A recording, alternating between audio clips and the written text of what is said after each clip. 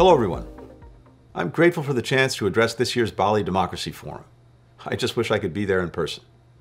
I commend Foreign Minister Retno Marsudi and the entire government of Indonesia for your continued commitment to supporting and defending democracy across the Indo-Pacific region and around the world. And I'm looking forward to visiting you in person in just a week's time. As you may know, this forum is taking place immediately before President Biden's Summit for Democracy. There's clearly momentum building around the need for the world's governments to recommit to democratic principles and human rights. Because according to the human rights organization Freedom House, global freedom has been declining for 15 years and counting. That's happening in authoritarian countries where rules have restricted people's freedoms, canceled and postponed elections, cracked down on political opponents with increasing brutality.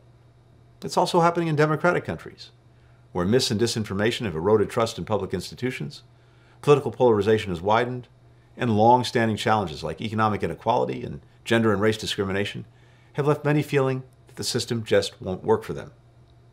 The COVID-19 pandemic has made these problems more acute. Authoritarian leaders have used the pandemic as a pretext to crush freedom of assembly and crank up surveillance. And false information about the virus and vaccines has spread widely. That's why it's so critical that governments and civil society groups around the world come together in forums like this one to turn the tide on these trends and get democracy rising again. We have to be clear-eyed and united about what needs to be done. That includes supporting free and independent media, because a free press holds leaders accountable and gives citizens information they need about events shaping their lives. Advancing technology for democratic renewal, to make sure the digital revolution happening around us upholds democratic values instead of giving rise to new tools for repression. Fighting corruption, because it drains billions of dollars from economies while undermining people's dignity and gutting their faith in the system.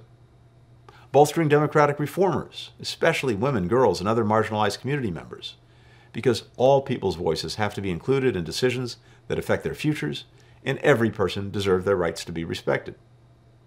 And defending free and fair elections, which are the cornerstone of democratic governance. Through its history, the Bali Democracy Forum has been an important venue for bringing together a diverse array of governments, including rock-solid democracies and those on the opposite end of the spectrum, for conversations about why open and transparent governance is so critical for regional security, for prosperity, for peace. And the United States will work alongside any country willing to defend the free and open rules-based order that makes stability and growth possible and that facilitates countries coming together to address global threats.